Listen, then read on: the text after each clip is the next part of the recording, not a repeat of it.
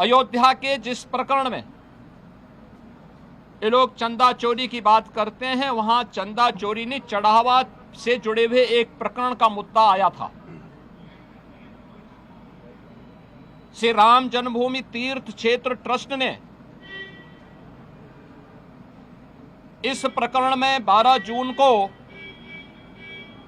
उत्तर प्रदेश सरकार को एक पत्र लिखा कि कतिपय समाचार पत्रों और मीडिया में इस प्रकार की सूचनाएं आई हैं और हम चाहते हैं कि इस प्रकरण की एक एसआईटी बना करके जांच करवा दी जाए। श्री राम जन्मभूमि तीर्थ क्षेत्र ट्रस्ट माननीय उच्चतम न्यायालय के द्वारा गठित एक धर्मार्थ ट्रस्ट है। राज्य सरकार इस मामले में कोई हस्तक्षेप बिना ट्रस्ट के आग्रह पर या माननीय न्यायालय के आदेश के बगैर कोई भी निर्णय नहीं ले सकती थी। ट्रस्ट ने अपील की, अनुरोध किया, राज्य सरकार ने 13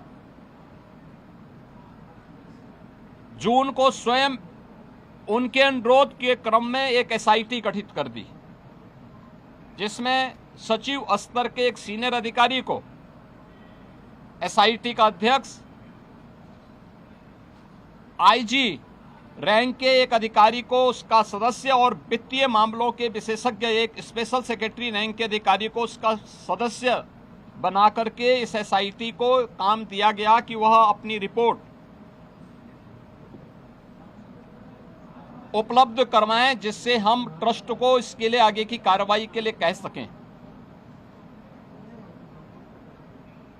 15 जून से कार्य प्रारंभ किया। इस पूरे प्रकरण में एसआईटी ने अपनी कार्रवाई प्रारंभ की और 23 जून को उन्होंने अपनी पहली अंतरिम रिपोर्ट प्रस्तुत की। 23 जून की अपनी रिपोर्ट के बाद जो रिपोर्ट एसआईटी ने उपलब्ध करवाई, उस रिपोर्ट के क्रम में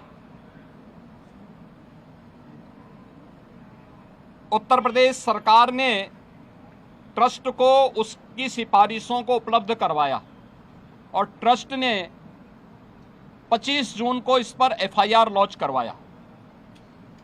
अयोध्या में एफआईआर लॉन्च हुई। एफआईआर लॉन्च होने के बाद उपलब्ध साक्ष्य और प्रमाण के आधार पर कुल 8 लोग पकड़े गए, जिनमें 6 लोग चढ़ावे से जुड़ी हुई धनराशि में चोरी करते हुए या धनराशि को इधर उधर करते हुए देखे गए। उस आधार पर कार्रवाई हुई। 2 लोग इस पूरे प्रकरण में जिनकी जिम्मेदारी थी, उन लोगों को और उसके साथ जोड़ करके यह 8 लोगों की गिरफ्तारी हुई। अभी एसआईटी की जांच चल ही रही थी कि माननीय उच्चतम न्यायालय में जो योजित एक पीआईएल थी, उसके तहत उच्चतम न्यायालय ने आगे की कार्रवाई के लिए एसआईटी के पुनर्गठन के साथ ही इस पूरे प्रकरण को अपनी देखरेख में आगे बढ़ाया। इस मामले में किसी भी साधु संत का कोई संलिप्तता प्रारंभिक जांच में एसआईटी की प्रारंभिक रिपोर्ट में कहीं भी नहीं पाया गया।